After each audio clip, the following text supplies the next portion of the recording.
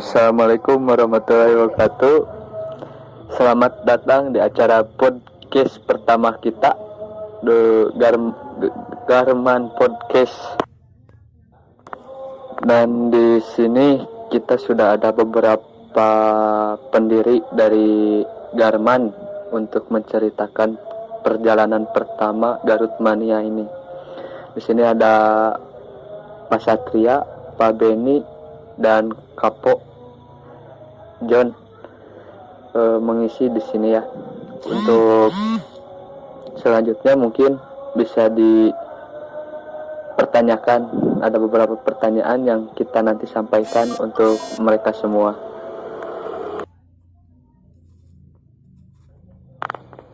Untuk yang pertama Pak, untuk podcast ini mungkin perdana lah buat Garman sendiri, dan kita juga mencoba untuk podcast, siapa tahu di luar sana masih ada yang belum tahu sejarah perjalanan Garut Mania ini seperti apa. Yang pertama mungkin saya akan menanyakan awal mula berdiri Garman ini seperti apa dan tahun berapa Pak? Baik, terima kasih.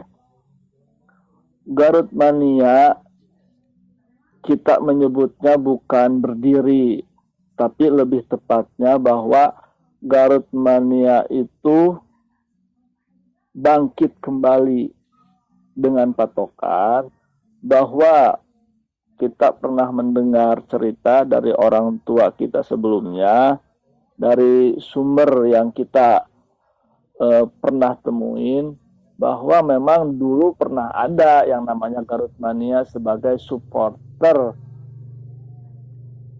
Persigar Garut. Nah, pada saat itu, tepatnya di bulan September 2014, kita intens komunikasi di media sosial yang saat itu di Facebook. Kebetulan pada saat itu sedang berlangsungnya Liga Nusantara tahun 2014. Kita intens komunikasi, kita berikan dukungan terhadap klub kebanggaan kota kita. Nah, kita ketemuan kopdar beberapa kali. Akhirnya pada tanggal 7 Desember 2014 kita sepakatin. Pada saat itu berkumpul 13 orang menyepakati bahwa pada hari tersebut Garman bangkit kembali. Nah, mungkin kurang lebih seperti itu. Halo, perkenalkan nama saya Satria di Garman. Sekarang saya ditunjuk sebagai penasihat apa ya sebenarnya mengenai awal terbentuknya Garman, seperti yang udah dijelasin tadi sama narasumber yang satunya, Beni. Jadi tahun 2014 kita bersepakat untuk melanjutkan marwah supporter Persigar Garut dengan wadah Garut Mania. Saya sendiri bergabung dengan Garman itu di akhir tahun 2016. Jadi sebelum-sebelumnya saya komunikasi dengan pendiri-pendiri Garman dan berkesimpulan bahwa nama Garut Mania sendiri diambil dari supporter Persigar pada zaman dahulu sebelum terorganisir gitu. Kalau di Persib mungkin bobotohnya gitu. Pada awalnya sih saya juga jujur sebagai orang yang menentang kenapa sih nama supporter Persigar Garut itu harus Garut Mania gitu. Kebetulan kan waktu itu di tahun 2014-2015 lagi tren-trennya supporter-supporter alergi gitu. Seakan-akan alergi dengan embel-embel mania di nama belakang supporter. Tapi setelah mencoba untuk berkomunikasi, diskusi-diskusi dengan pendiri-pendiri Garman, pada akhirnya saya berkesimpulan bahwa wah, Di Garman itu orang-orangnya enak diajak diskusi, terus mereka dekat sama pemain-pemain dan staf-staf pelatih Persigar waktu itu. Terus mereka mengaku juga ada komunikasi dengan supporter-supporter Persigar di zaman dahulu gitu. Terus ada statement bahwa Garut Mania itu sebenarnya udah ada dari dulu meskipun belum terorganisir. Media-media waktu itu menyebut pendukung Persigar sebagai Garut Mania. Jadi ya udahlah, untuk alasan historis pada akhirnya saya juga bisa menerima gitu kalau Garut Mania itu supporter Persigar Garut. Ya udah, semenjak itu saya masuk bergabung dengan keluarga besar Garut Mania. Mungkin untuk cara mendukung dari Garman sendiri menurut Pak Beni dan Pak Satria seperti apa? Sebenarnya bentuk dukungan Garman kepada Persigar yang pertama itu sederhana sekali. Sesuai dengan keinginan kita di awal bangkitnya Garman, kita berusaha ingin memberikan informasi kepada masyarakat, khususnya kepada masyarakat Garut, umumnya kepada masyarakat luas, bahwa masih ada yang namanya klub sepak bola Persigar, Persatuan Sepak Bola Indonesia Garut, yang mana klub tersebut sudah berdiri dari tahun 1949. Memang tidak sedikit orang yang mencibir, nah aya keneh Persigar teh emang main di mana. Nah, di saat itulah Garman memberikan informasi bahwa masih ada Persigar itu. Khususnya di tahun 2014 kita sampaikan bahwa kita itu lagi ada pertandingan, kita itu lagi ngikutin kompetisi, yang mana kompetisi itu namanya Liga Nusantara 2014. Memang masyarakat pada saat itu tidak begitu banyak yang mengetahui bahwa ada Persigar yang sedang main gitu. Yang kedua, ya tentunya kita memberikan secara langsung kepada tim, kepada klub, memberikan dukungan, menunjukkan bahwa kalian itu tidak berjuang sendirian. Ya, ayak kami, sok kalian mah main di lapangan sing jong-jong sing alus. Kami ada di pinggir memberikan dukungan, meneriakkan kata-kata semangat atau seruan-seruan untuk menteror lawan, kurang lebih seperti itu. Yang dilakukan Garman untuk mendukung Persigar, ya palingan kita datang ke stadion. Selebihnya paling kita yang konsisten Garman lakuin sih ya, kita sosialisasi di media sosial dengan tujuan sebenarnya gini, masyarakat Kabupaten Garut sangat peduli akan sepak bola, tetapi karena kurangnya informasi, jadi kepedulian itu tidak tersalurkan dengan baik loh. Jadi Garman dengan ini mengadakan upaya untuk bagaimana sih si masyarakat yang mempunyai antusias terhadap sepak bola ini terinformasi dengan baik sehingga mereka juga merasa diundang untuk datang ke stadion gitu loh. Nah, iya Pak, yang kemarin kita pun sama sih seperti itu. Kita kemarin mengadain friendly match kan di Sekauning, ada beberapa warga dan sempat menanyakan, emang Persigar masih ada, emang Persigar masih berlaga di liga berapa sih? Nah, itu yang mungkin pertanyaan hal-hal yang seperti itu yang membuat saya sendiri ketawa lah gitu. Kenapa harus mempertanyakan itu? Apakah dari si akun-akun sosial media juga ini sangat berpotensi untuk membuat si Persigar ini lebih terkenal lah, mungkin mungkin kan anak-anak sekarang mungkin udah tahu sosial media, IG, Facebook, mungkin rata-rata sudah tahu. Apakah kita harus lebih menggenjot dengan hal-hal menekan untuk, ya kata kasarnya kita apa ya, bikin konten lah di sosial media seperti itu mungkin Pak ya, biar orang-orang tahu keberadaan Persigar ini masih ada. Nah, betul.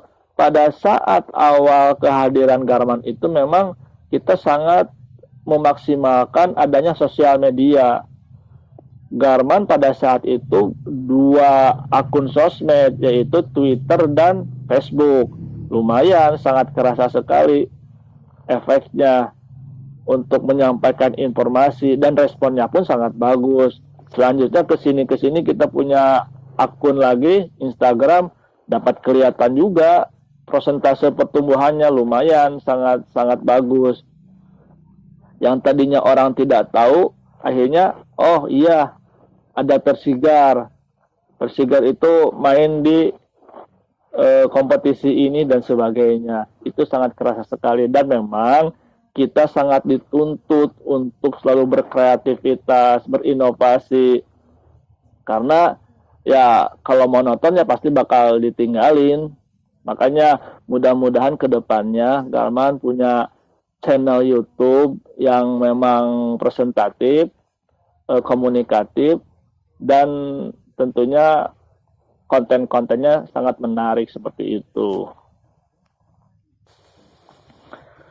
Kami sangat apresiasi sekali dengan kegiatan tur pra kompetisi kemarin, yang mana Garban memfasilitasi Persigar untuk bermain di tiap-tiap daerah.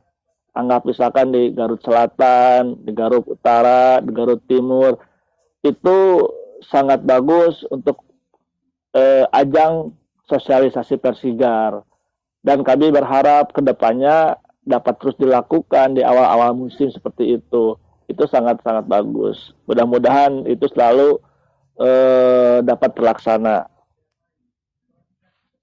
Nah, jadi gini, adanya anggapan kalau Garman itu supporter medsos, supporter yang kebanyakan sosialisasi di medsos, ya itu konsekuensi lah. Maksudnya karena segala keterbatasan yang ada, khususnya ya dari sistem Liga 3 itu sendiri, ya kita nggak punya ruang untuk bergerak lebih besar gitu. Jadi kita manfaatkan media sosial untuk bagaimana caranya kita tetap berkreasi dengan keadaan liga yang seperti ini gitu. Nah, untuk cara merangkul supporter Garut sendiri, Pak, yang masih berpatok kepada satu kota lain, seperti apa untuk Garman ini? Bagaimana lah caranya untuk merangkul semua supporter Garut ini? Mungkin ya sulit pasti, karena masih berpatok kepada satu kota. Tim lain untuk kita ajak untuk mendukung Persigar sendiri. Nah, mungkin dari Garman sendiri, baru kemarin pendaftaran anggota terbuka ya Pak. Untuk sebelumnya mungkin tidak ada pendaftaran terbuka seperti kemarin itu Pak. Sebenarnya kami tidak bisa memaksakan seseorang untuk menjadi bagian dari Garman. Tujuan utama kami yaitu ingin menjadikan seseorang atau orang lain itu mengenal dan mengetahui bahwa Persigar itu ada, dan akhirnya mereka bisa mendukung klub tersebut. Itu merupakan suatu kebahagiaan bagi kami, yang akhirnya kalaupun mereka akan gabung dengan Garman, yaitu secara terbuka kita akan menerima mereka. Dan di awal pun sebenarnya keanggotaan Garman bentuk pendataan anggota Garman itu sifatnya hanya sebagai administrasi saja sih sebenarnya. Nah, seiring dengan berjalannya waktu, per tahun ini kita melakukan open recruitment atau pendaftaran terbuka bagi umum, di expose di sosial media kami. Bagi siapapun yang ingin gabung dengan Garman, silakan boleh masuk, dan syarat-syaratnya pun nggak ada, silakan aja. Yang penting syarat utama mencintai Persigar dan mau mendukung Persigar. Kalau untuk cara Garman merangkul supporter lain atau komunitas supporter lain yang ada di Kabupaten Garut, mungkin selama ini kita udah berusaha untuk berkomunikasi, silaturahmi dengan beberapa komunitas, dengan beberapa firm. Kita ngobrol-ngobrol, diskusi. Intinya kita mau menyampaikan di Garut juga ada Persigar loh. Kenapa ketika kita punya interest terhadap klub misalkan di luar negeri, energi positif itu nggak bisa kita salurin juga gitu di Persigar. Ya paling seperti itu. Terus untuk anggota kita juga kebanyakan sih basicnya dari Bobotoh gitu. Jadi nggak terlalu susah untuk mengkoordinasikan gerakan kita di Persigar kepada elemen-elemen Bobotoh di Kabupaten Garut gitu. Saya juga secara pribadi dekat dengan Ketua Umum Pidigar misalkan, Peking Distrik Garut. Secara umum sih beliau ya sama seperti kita, bangga dengan keberadaan Persigar, ingin mendukung Persigar, tetapi kan untuk menarik simpati yang besar itu perlu juga diadakan upaya-upaya yang besar gitu. Khususnya seharusnya yang sosialisasi ini dilakukan oleh Persigar itu sendiri gitu. Jadi kita sebagai supporter tinggal nambahin sedikit-sedikit sosialisasi agar dapat menarik simpati masyarakat khususnya Kabupaten Garut untuk mendukung Persigar gitu loh. Mungkin ini pertanyaan terakhir sih Pak. Garman ini sendiri seberapa banyak dampak buat tim Persigar sendiri yang notabene kembali berdiri mungkin setelah sekian lama vakum dari orang-orang dulu, orang-orang tua kita mungkin. Terus kita bangkitkan lagi si Garman ini tanggal 7 Desember 2014 sampai saat ini udah 5 tahun berjalan, mau 6 tahun berjalan. Dampak Garman buat tim sendiri ini seperti apa Pak pendapatnya? Sebenarnya sih ini pertanyaan yang sangat sulit. Bukan sulit sih, mungkin takut kegeeran buat Garmannya. Jadi saya berbaik sangka aja, mudah-mudahan dengan kehadiran kami dari 2014 sampai 2020 ini, Persigar merasa bahwa mereka berjuang tidak sendirian. Mereka ada supporter yang setia mendukung mereka, menang ataupun kalah, bertanding ataupun enggak, setidaknya itu menjadi motivasi besar bagi mereka. Untuk memikirkan berapa banyak yang tidak suka mungkin capek, lebih baik mereka memikirkan segelintir orang yang mencintai Persigar. Ya, mudah-mudahan kami salah satunya. Mudah-mudahan, itulah baik sangka dari Garman. Tentunya kita terus berdoa, apalagi di bulan suci Ramadan ini, selain si COVID Corona pergi, doa kami tetap untuk Persigar meraih kejayaan. Mangprang. Nah, untuk pertanyaan ini ya mungkin tepatnya ditujukan ke luar Garman, misalkan ke Persigar atau ke pemain atau ke staf pelatih atau ke komunitas-komunitas pendukung Persigar lain gitu maksudnya. Masa sih kita menilai diri kita sendiri gitu maksudnya. Jadi kalau dibilang berdampak atau tidak berdampaknya nggak etis lah kalau kita yang ngomong. Tapi di luar itu semua ya kita kita terus mengupayakan apapun yang terbaik buat Persigar, baik itu dengan masukan-masukan dan sekalipun kritik gitu. Jadi apakah itu bisa disebut dampak yang baik atau buruk dan sejauh mana dampak itu berpengaruh, ya kita kembalikan lagi lah ke pihak-pihak lain gitu. Ya mungkin untuk Kapo sendiri nih, dari Kapo di atas tribun di tahun sekarang, kalaupun liga bergulir ini seperti apa? Assalamualaikum warahmatullahi wabarakatuh. Perkenalkan, nama saya JM. Saya ditunjuk sebagai Kapo Garman. Harapan di tribun saya semoga makin kompak lagi, makin kreatif, dan makin gemuruh di tribun. Gitu aja sih, Pak.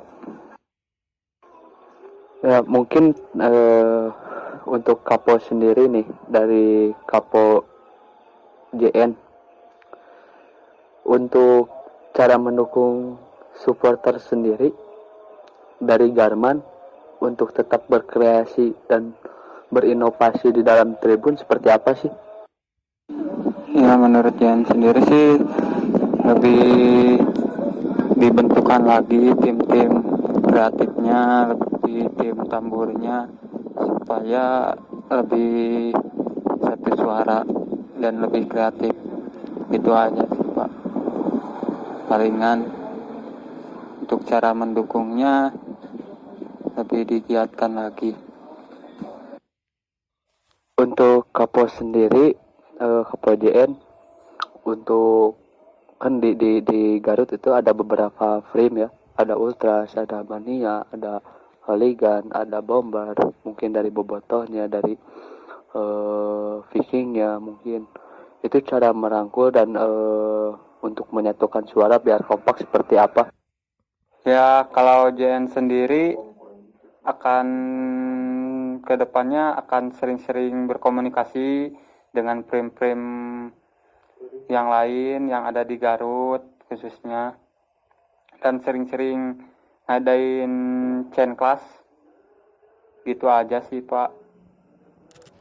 Mungkin ini statement terakhir dari Pak Beni untuk warganet yang menanyakan. Yang pertama dari Yogi Saputra 520.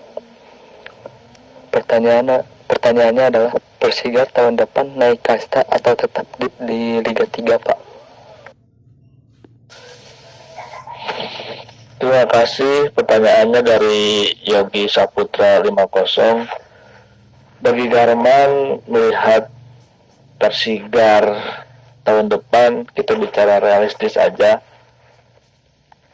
Mudah-mudahan Persigar lebih baik, lebih berprestasi. Dengan itulah akan menjadi jalan untuk naik kasta. Amin. Mangga dijawab lagi ku Pak Satria. Baik, untuk menjawab pertanyaan dari saudara Yogi, yang pertama, ya mungkin kalau pertanyaannya adalah apakah hasil dari Liga 3 Seri 2 kemarin diakui, ya pasti diakui karena itu hasil dari Liga 3 kemarin itu sebelum dari dihentikannya segala aktivitas sepak bola di musim ini gitu. Terus kalau pertanyaannya adalah apakah musim ini Persigar akan bertanding dan bisa naik kasta, ya tergantung apa yang akan terjadi kemudian gitu. Jika pandemi COVID bisa berhenti lebih awal, terus Liga 3 2020 bisa digelar, ya kita masih berkemungkinan untuk naik kasta gitu. Tapi kita kan nggak tahu ke depannya bakal gimana. Kita cuma bisa berdoa mudah-mudahan musibah ini akan cepat berakhir, liga cepat dimulai. Kita tahu Persigar sejauh ini udah menyiapkan. Saya dengar Persigar udah menyiapkan, yang pertama udah memilih pemain karena pemain ditetapkan dari program tahun-tahun sebelumnya. Persigar juga udah memilih staf pelatih meskipun belum menunjuk head coach. Nah, mudah-mudahan kalau bisa digelar tahun 2020 ya mudah-mudahan kita doakan saja Persigar bisa naik kasta tahun depan gitu. Tapi yang paling penting sih kita tetap berkeyakinan gitu, tahun ini ataupun tahun depan keinginan untuk naik kasta itu jangan sampai hilang gitu. Sama juga dengan keinginan kalian untuk naik pelaminan tahun ini gitu. Ya mungkin itu jawaban dari saya. Oh, jadi sebelum staf pelatih ini terbentuk, terus head coach belum terpilih, jadi pemain sudah ada ini Pak. Aduh, ini semacam diagnosa ataupun apa ya, kalau masyarakat biasa bisa dibilang pemain titipan lah, banyak pemain titipan. Berarti itu benar kan adanya, apa hanya oknum-oknum saja yang ingin apa ya, hanya oknum-oknum saja yang bilang gitu maksudnya buat pemain titipan ini. Nah, untuk hal itu sebenarnya sih kalau menurut saya yang berhak untuk menjawab secara pasti itu manajemen ya. Tapi gini aja deh, saya mau coba menjawab dari perspektif saya gitu. Jadi yang saya tangkap mungkin dulu waktu 2018 tahun 2018 itu pemain Persigar sengaja dipilih under di bawah 23 semua gitu. Jadi ada kemungkinan mereka bermain di Persigar terus berkembang dan menjadi pemain reguler Persigar di musim-musim berikutnya sampai sekarang gitu kan. Tapi di luar itu juga kan sebagaimana yang kita tahu, kita udah di Garut udah ada, kemarin sempat ada kompetisi Asgarpai kan. Itu juga salah satu tujuannya adalah untuk menjaring talenta-talenta berbakat yang bisa dimasukkan ke Persigar. Terus ada juga sekarang program dari Akademi Garut United yang mungkin bisa jadi acuan untuk memilih pemain yang bisa dimainkan di Persigar tahun ini. Itu sih sebenarnya, tapi ya kita juga sebagai supporter nggak bisa tutup mata.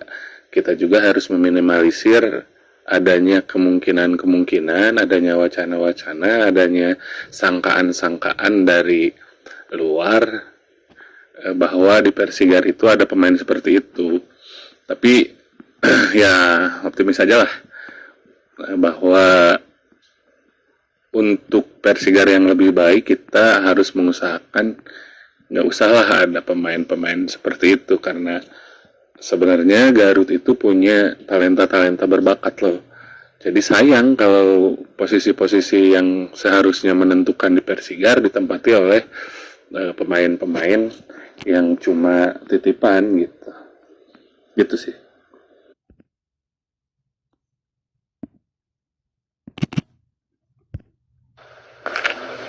Nah, jadi teman-teman, sangkaan-sangkaan itu semua tidak dibenarkan ya Pak. Mungkin sangkaan-sangkaan itu mungkin hanya orang-orang yang ingin membenci Persigar sendiri. Mungkin ini ada pertanyaan selanjutnya dari Adire 9. Apa harapan Persigar di tahun ke depan dan yang akan datang mungkin? Waduh, kalau itu sih sulit pertanyaannya. Di Ray 9 kan tadi apa harapan Persigar ke depannya gitu kan. Sedangkan kita di sini kan bukan Persigar, kita di sini sebagai supporter Persigar. Tapi bagaimanapun pertanyaannya, mungkin gini deh, kita sambung-sambungin aja ya. Jadi bagaimana harapan Garman untuk Persigar ke depannya? Kalau saya pribadi, harapan Garman untuk Persigar ke depannya sih paling ya lebih profesional aja gitu. Karena gini loh, kita sekarang dihadapkan dengan permasalahan-permasalahan yang sebenarnya itu aja, ujung-ujungnya ke finansial lagi. Nah, finansial itu orang-orang kebanyakan berharapnya bisa diselesaikan dengan campur tangan Pemda di sana. Tapi kan udah beberapa kali dibilang, Bupati terkesan kekeh juga bahwa anggaran dari Pemda untuk Persigar itu nggak ada gitu kan.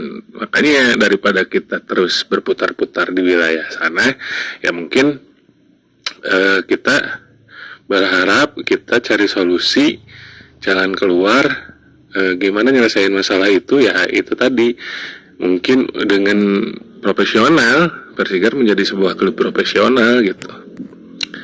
Nah, tapi kan untuk menjadi sebuah klub profesional juga pasti banyak tahapan-tahapan yang harus ditempuh. Dan sejauh ini saya juga melihat masih banyak orang yang menyaksikan gitu bahwa Persigar bisa jadi profesional. Nah, kalau ini dibahas sih sebenarnya bisa jadi sangat panjang.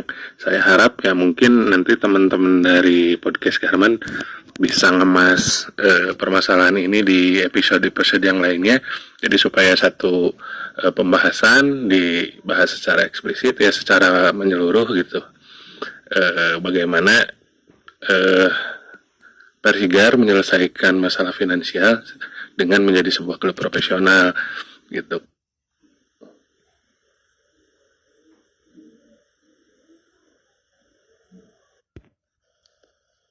Amin, mudah-mudahan. Terus ini dari Ilham Eva underscore 3393.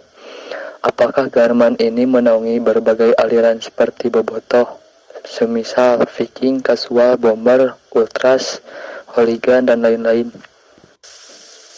Terima kasih pertanyaannya dari Ilham FH underscore 3393. Untuk Garman sendiri, Garman bukan menaungi sih, lebih ke mewadahi siapapun. Terlepas itu mau Hooligan, Casual, Bomber, Viking, dan sebagainya. Intinya kita sama-sama satu tujuan untuk memberikan dukungan semaksimal mungkin untuk klub tercinta Kota Garut. Terima kasih. Untuk menjawab pertanyaan Ilham, apakah Garman menaungi komunitas-komunitas lain seperti Casual, Ultras, dan sebagainya? Mungkin Garman sendiri merangkul semua elemen supporter yang ada di Kabupaten Garut. Akan tetapi untuk menaungi, saya rasa Garman tidak terlalu besar untuk bisa menaungi komunitas-komunitas lain. Intinya di tribun kita sama mendukung Persigar, tidak ada yang lebih menaungi atau dinaungi. Pokoknya mah satu suara untuk Persigar lah. Itu mungkin dari saya. Ini dari supporter Persipan Pandeglang, Pak, ada yang menanyakan, misal Garut Utara dan Selatan benar-benar memakarkan diri, juga muncul tim baru di sana, gimana sikap Garman? untuk kedepannya.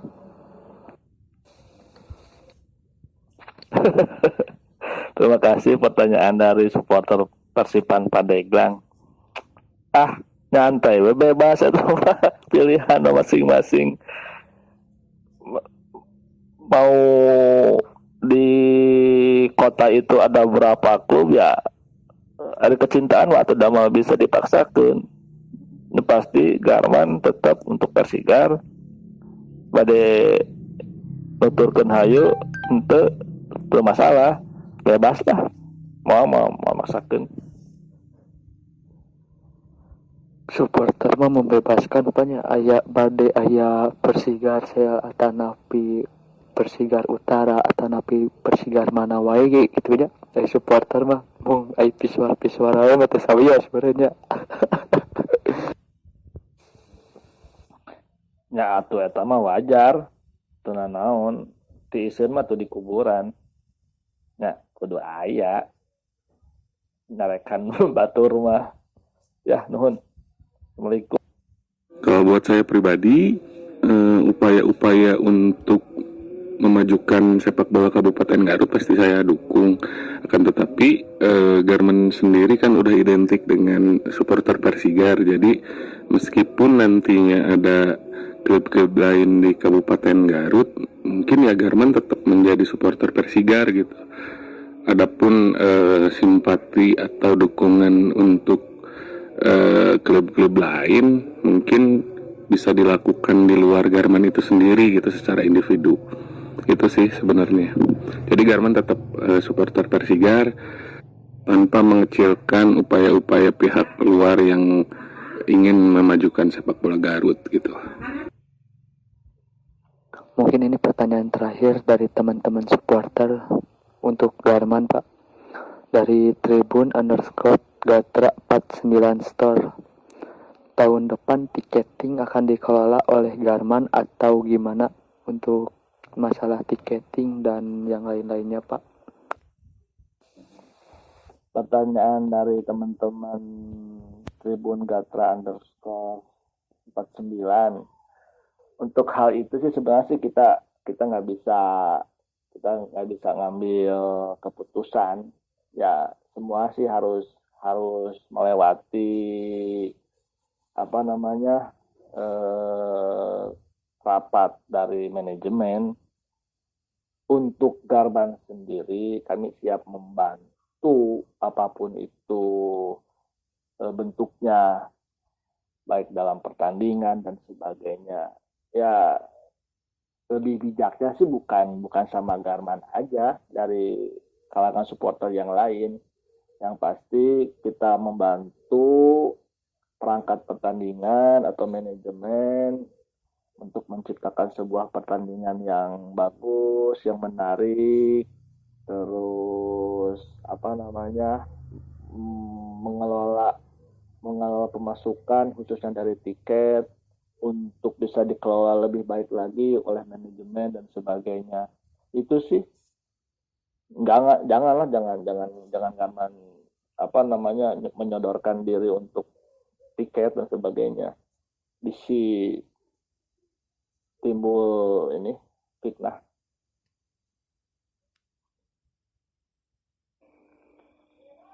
Ya mungkin sampai di sini dulu podcast perdana kita. Sudah berbincang-bincang dengan penasehat dari Garut Mania, ada Pak Beni, Pak Satria, dan Kapo JN yang sudah memberikan statement di kopdar perdana kita. See you di acara podcast selanjutnya.